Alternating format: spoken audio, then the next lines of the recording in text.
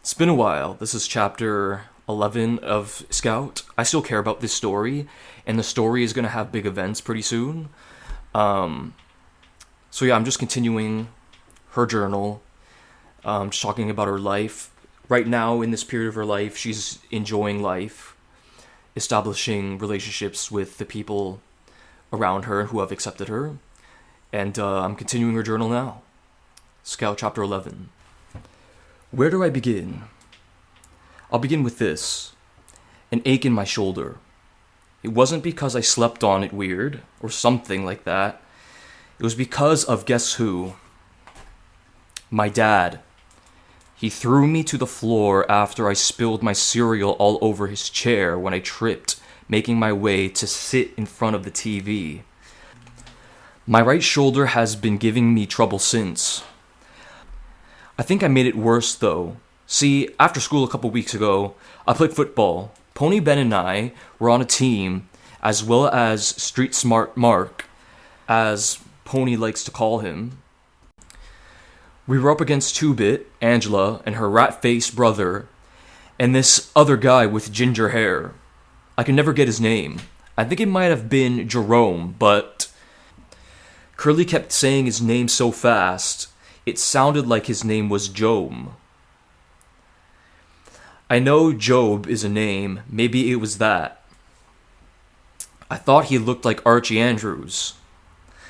Ben really likes comics. He's got a handful of Archies. They're alright. Not enough adventure for me, though. I mean Job, or Jerome, had a gap in his teeth just like Archie. I kept looking at it. I hope he didn't notice. His hair was shorter all around with a nice lift on the top, elegantly flopping forward a bit. His hair was quite saturated. It looked nice in the sunlight. He seemed to be buddy-buddy with Curly. Curly just seems to be friends with everyone and anyone with grease in their hair. It makes me think to myself, why does he have to hang with us so much?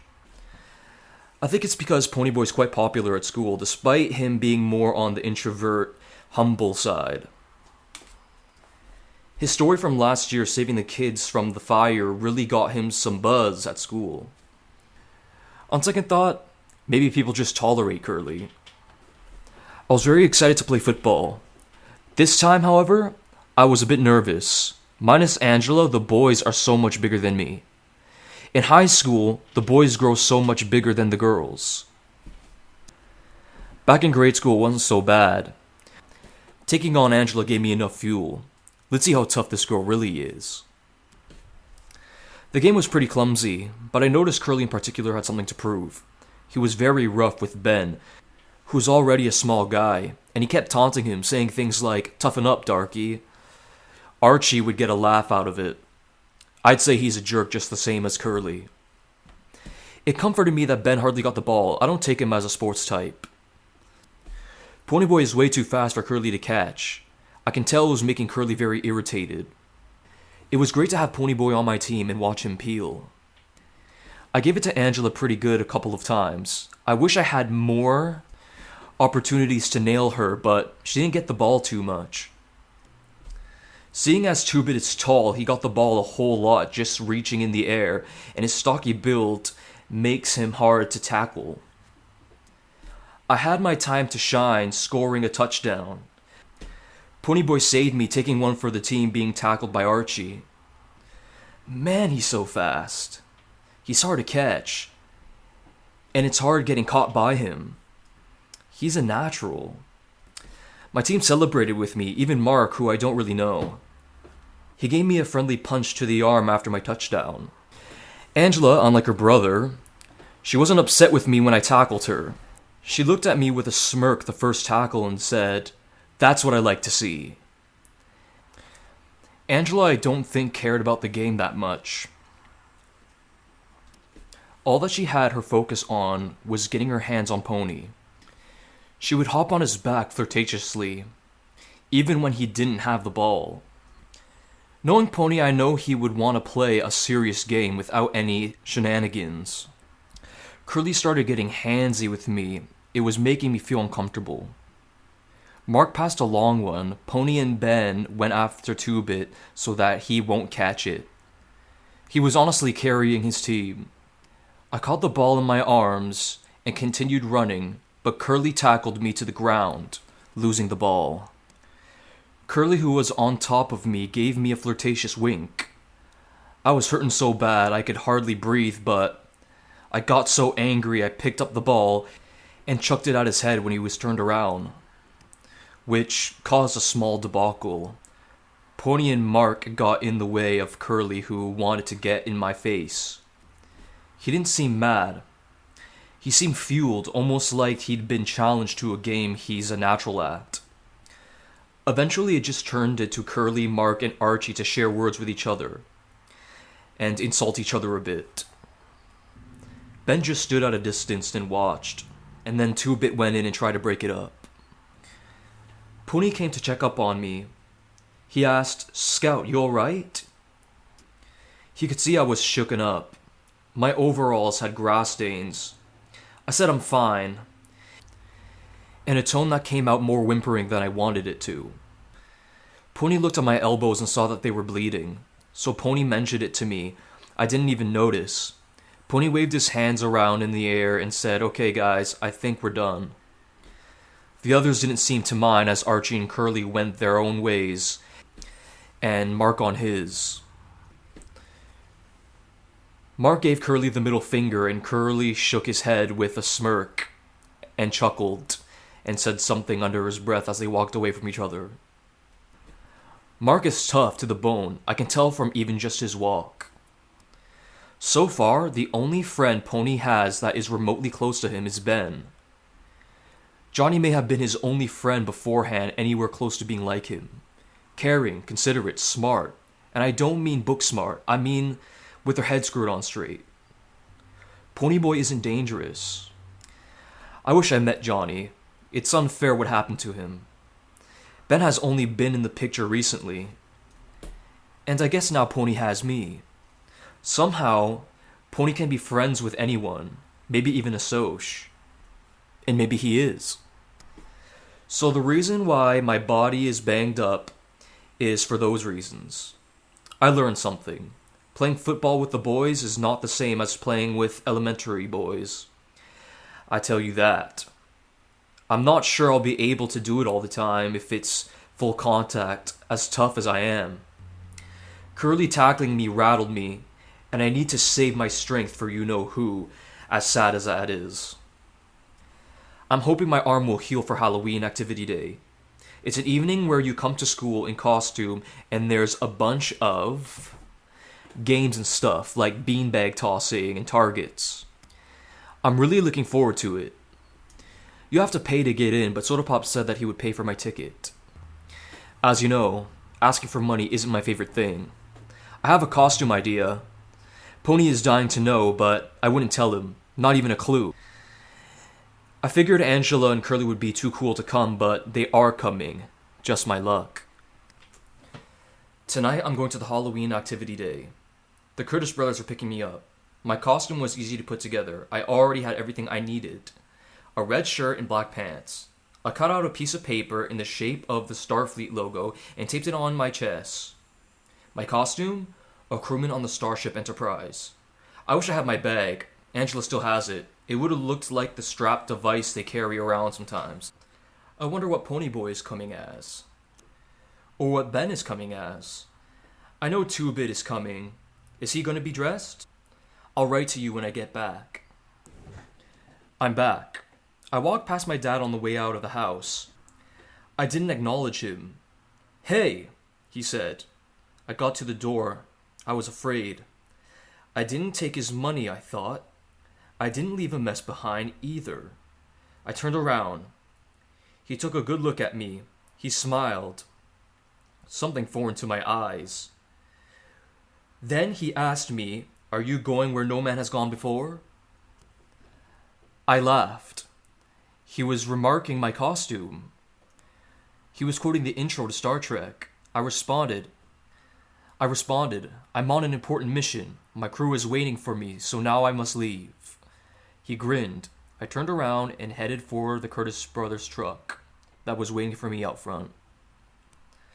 On the way to the truck, I was wondering whether or not my dad was drunk. Derry and Pony were in the truck waiting for me. When I saw Pony, I laughed out loud. He had a musketeer hat on with a fake mustache. I wondered if he was trying to make it up to me that we haven't been reading Three Musketeers so much. Angela kills any chance of that. As of late, she brings teen mags. I think she's trying to make Pony jealous. She says out loud, "Oh, he's a doll." Pony talks about the movies these actors are in. Pony has seen so many films, maybe even the same amount of books he's read. On the ride to school, Derry was complaining Ponyboy's hat was too expensive. Ponyboy sweared that he'd wear it again. When we got to school, I saw people in costumes everywhere. It was hard to tell between Greaser and Soch. It felt kind of nice to be hidden. Some greasers came without costumes. Maybe they came just for kicks and don't care for dressing up. Pony and I walked into the gym together to meet up with friends and look at the costumes and games. Some of the games were in the halls. Curly found us. He was wearing a leather jacket and sunglasses. He was just a greaser, instead of wearing a costume. Ponyboy was caught up chatting with people, so I just stood around as Curly walked up to me. "Star Trek?" Curly asked. "Yeah, you watch or something?" I asked. "I've seen it a couple of times," he said. "Where's your legs?" "All the chicks on Star Trek have their sexy legs out," Curly said. On Star Trek, the women wear these short skirts, but I remember seeing a woman wearing pants one time. So I told him. "I don't really like skirts. It's not my thing. I have like 2 that I wear." Curly laughed and said, "Okay, one background character who's meaningless. Gotcha." "Whatever," I said as I rolled my eyes. "The show is for nerds anyway," Curly said back. Before I could say anything, Pony cut in. "Well, maybe you haven't seen enough of the show. Captain Kirk is a smooth ladies' man who always knows what to do in danger, not to mention he can fight, and look at that hairstyle, that screams greaser." Curly looked put in his place, but he had to have the last words, so he looked at me and said, "Then I suppose you're not close with the captain, are you?" In retaliation, I told Curly, "Are you dressed like a jerk for Halloween?" He said, "Nah, costumes are lame," as he perked his collar. Pony looked amused by him. Then someone from behind took Ponyboy's hat. "How do I look?" a voice came from behind Ponyboy. It was Angela. "You look like Milady de Winter," Ponyboy answered back. "Who?" Angela asked in confusion. I know who she was. She's in the Three Musketeers. If Angela was listening, maybe she would caught the name. The Times Pony read it out loud. "Is she tough, cool, and pretty like me?" Angela asked. Pony tilted the hat to cover her face. Maybe, he said. She playfully looked offended and started jabbing Pony. She's being so bubbly and fake around him lately. It's pretty annoying. "Hey guys," Ben came around saying. Ponyboy asked gleefully, "Hey, who are you supposed to be?" He replied, "I'm a superhero." Curly sang, "Na na na na na na na na black man," and chuckled together with his sister. He was singing the intro to Batman. The show is a little tacky, but I like the fights. Pony looked at Ben with an unpleased, disappointed look. Then Pony said, "I'd like to borrow some of your superhero comics sometime, Ben." "Me too," I said, to rub it in Curly's face. "Sure thing. There's a lot of great adventures accompanied with action-packed imagery," Ben said back. "I like your costume, Ben," Pony pointed out. He was wearing a blue, stretchy one-piece outfit. He also had a belt with a big buckle on it. with a mask that was orange and had an oval taped to his chest. Ben replied, "Thanks. My mom made it for me despite her busy schedule." Curly nodded his head and said, "Of course she did," mockingly. Ponyboy looked really irritated.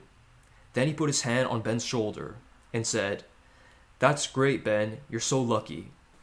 I wish my mom could have met your mom." Suddenly, Curly's face changed. I think he remembered Pony's parents died in an accident. I hope he felt bad, if that's possible. He would have been around when it happened. We played a number of games, like horseshoe tossing, beanbag tossing, throwing targets. Angela kept complimenting Ponyboy as if he could do no wrong. He generally did okay. Ben, however, didn't seem to have his articulation down. I think I did pretty good. Pony, 2-Bit, who showed up a little buzzed and wearing a pirate hat. And Ben rooted for me and would howl when I did well. I genuinely had fun. I tried not to be overly animated when I did well. The prizes weren't that great. You would win things like a golden sparkly pencil with a unique eraser. I had won a couple when the game was versus someone else. I had beat Pony in a ring toss game. I think the shop class built it as a school project. It was basically a board with nails. 2-Bit came just to socialize. I think he played the games but mostly messed around. Like throwing the ball under his leg or purposely toss the ring at the guy stationed at the ring toss game. It was funny, but beyond my personality.